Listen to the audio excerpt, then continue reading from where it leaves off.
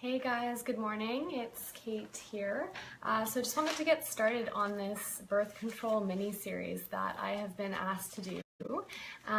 So the first video, I'm going to be discussing how and when to ease off birth control and how you can facilitate this transition. Number two, video two will be what to expect as you come off birth control. Number three will cover birth control and your mental health, and number four is going to cover birth control and sex drive. So hopefully that covers off everything.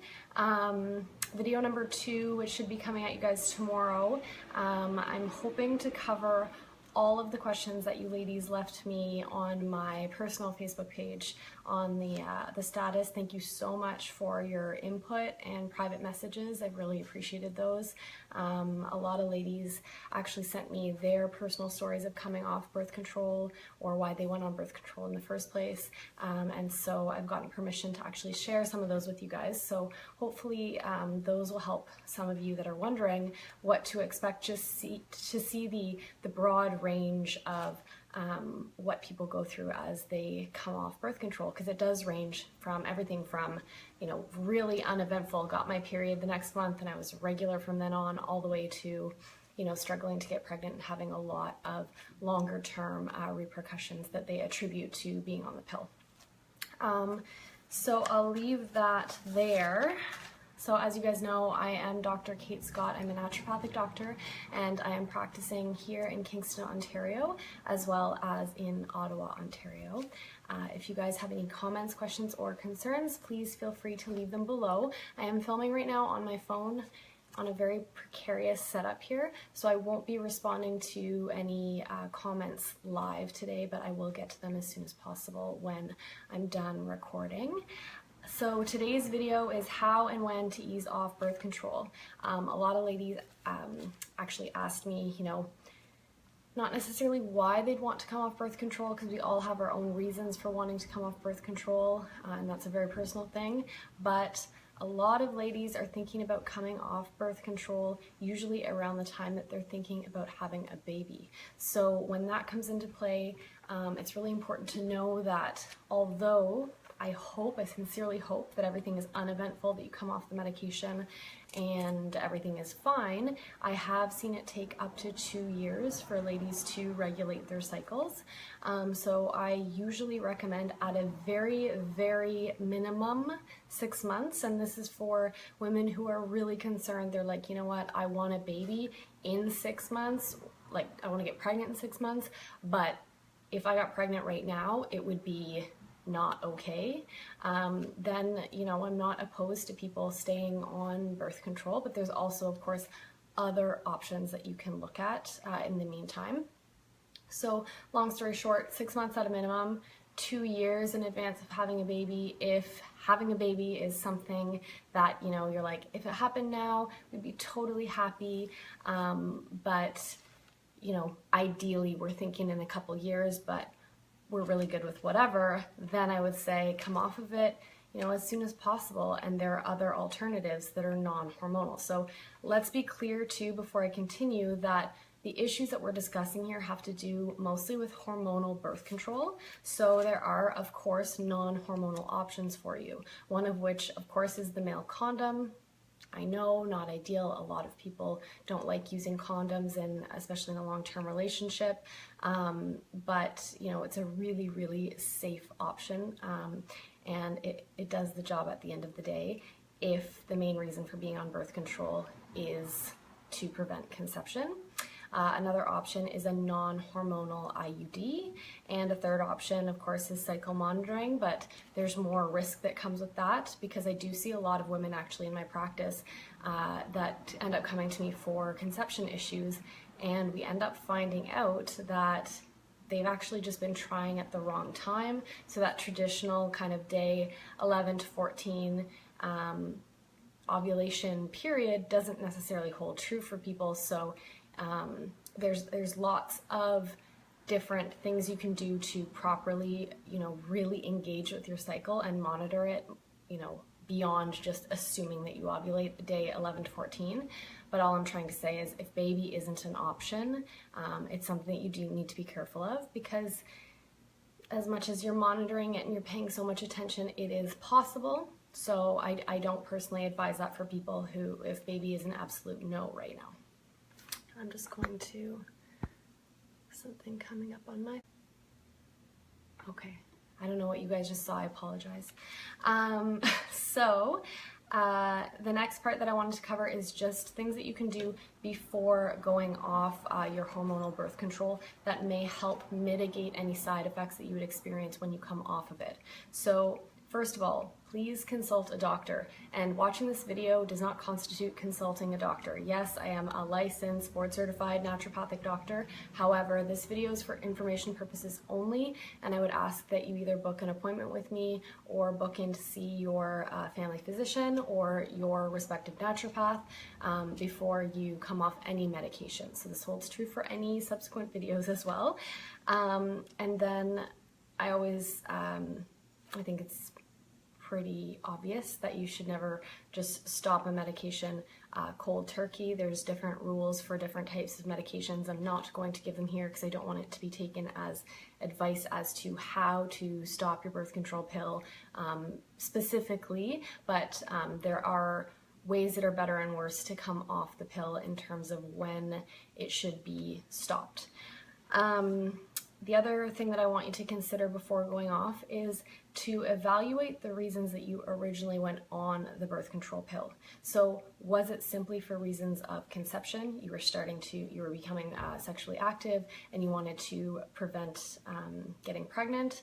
That's probably best case scenario. So if you had no other symptoms that led you to getting on the birth control pill, that is best case scenario for you, because hopefully it means that everything was working correctly and in your favor. You weren't having acne, you weren't having flow issues, you weren't having cramping, PMS, PMDD, mood issues, hot flashes, those types of things that sometimes lead family physicians to put people on a birth control medication.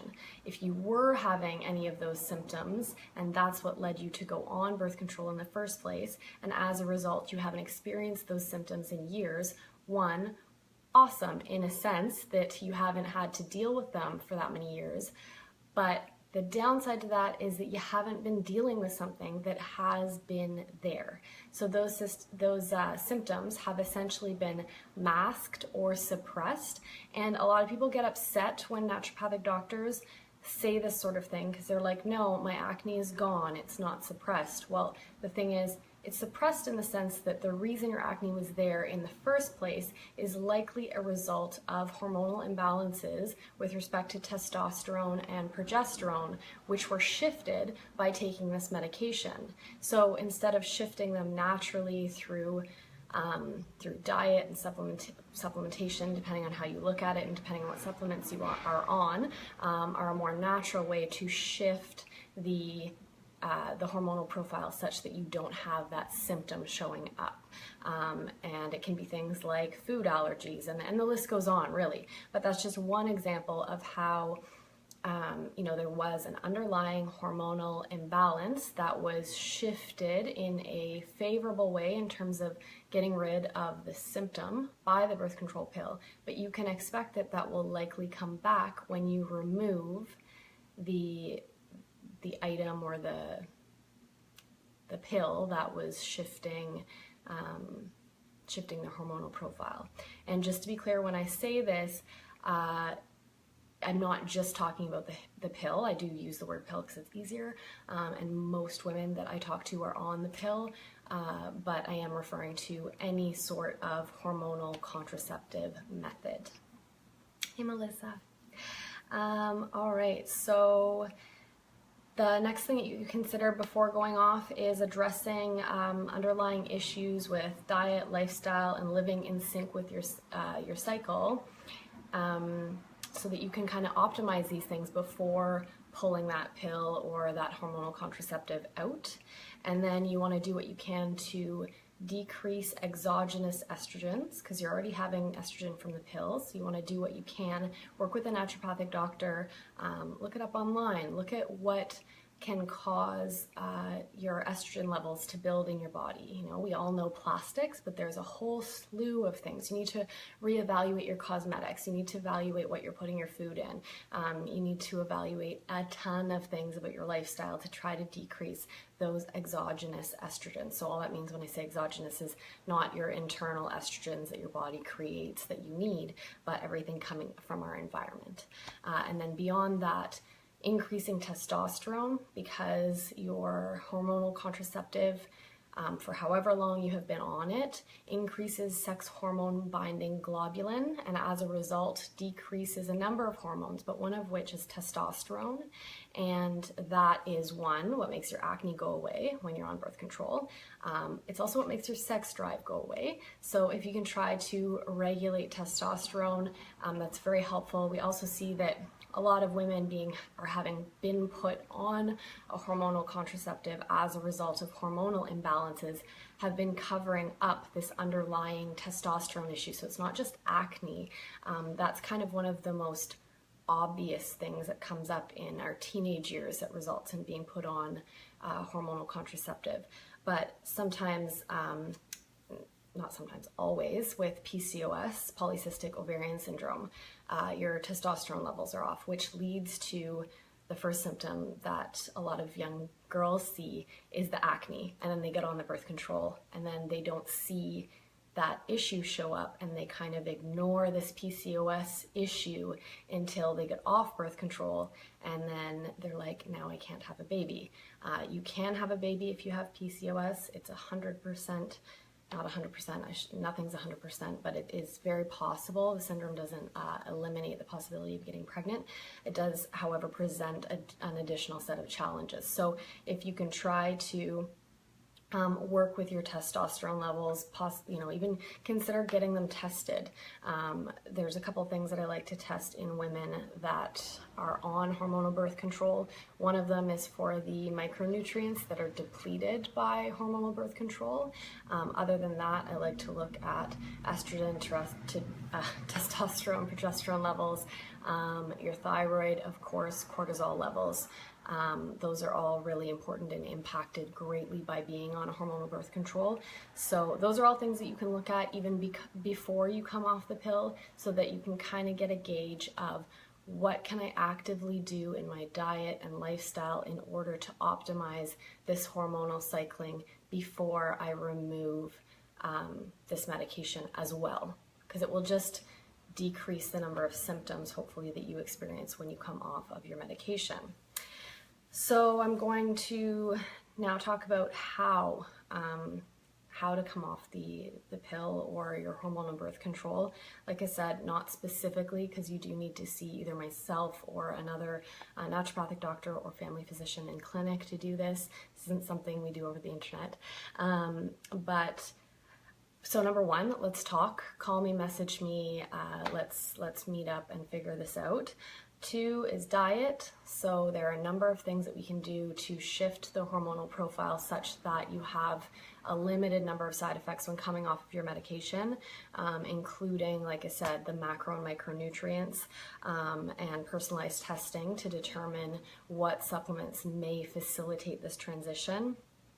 And then some of the other, I just wanted to mention quickly some of the other micronutrients that I didn't mention. So selenium, magnesium, zinc, B6, and folate. Folate is one of the, is something that is super, super key, because I see a lot of mood issues, and I'm going to do a whole separate video on birth control, hormonal birth control, and how it affects your mood. But I see this way too often in practice, that people are having really big mood fluctuations, they're having depression and anxiety, and when they look back, they're like, hey, I went on hormonal birth control, and then I ended up kind of not feeling so great, and my mood kind of flattened out. It's not uncommon, and there is actually a chemical reason for that, and there's research to support that link between being put on hormonal birth control and then being diagnosed with depression. And there's also a link between people who are predisposed to mood disorders having issues with metabolism of folate, which is depleted by hormonal birth control. So it's kind of this big vicious cycle, and we need to do what we can to address it and be proactive about how we can support your system. And then we can also look at optimizing your workouts. So if you are someone who is physically active, great, but a lot of women just think that more is better all the time, and that's really not true. There is such thing as over-exercising, and it can definitely have a negative impact on your hormonal profile and your thyroid and all of that lovely stuff, cortisol levels, everything. So you really need to sit down and have a discussion about how you're living, literally how you're eating, how you're sleeping, everything, so we can optimize these hormonal profiles such that when you come off the pill, you don't have to deal with putting on a ton of weight, this crazy acne, cystic acne coming back. I'm not saying that what we do ahead of time will prevent everything, but hopefully it will minimize it such that you're not having, a horrible experience and wanting to, jump back on the pill. So I'm gonna leave it there for today. As I mentioned previously, because there's a few of you ladies here live that missed the beginning. So this is video number 1, how and when to ease off your birth control. Number 2 is gonna cover what to expect when you come off specifically of your birth control, because a lot of ladies had questions about all sorts of things. So I'm gonna talk about expected flow and cramping, how long it'll take you to conceive, what you can expect from acne, your sex drive, weight fluctuations, how this will impact endometriosis, fibroids, breast size, whether, they might get bigger or smaller, and differences in ovulation, or how, because obviously when you're on a hormonal birth control, you're not ovulating, so what you can expect from that period of your cycle where you are ovulating. And then the third video is going to cover birth control and mental health. So as I mentioned previously, I'm going to talk quickly about depression as it relates to hormonal birth control and anxiety. And then the fourth video is going to cover birth control and sex drive. So what you can expect while you're on the pill, but also how you can expect to see this shift as you come off the pill. And I'm going to explain some of the cycles that lead to a decreased sex drive in a lot of women when they're on the pill. So, hi Allie. So I will leave it there for today. Ladies, have a great afternoon, and I will see you hopefully tomorrow. Take care. Bye.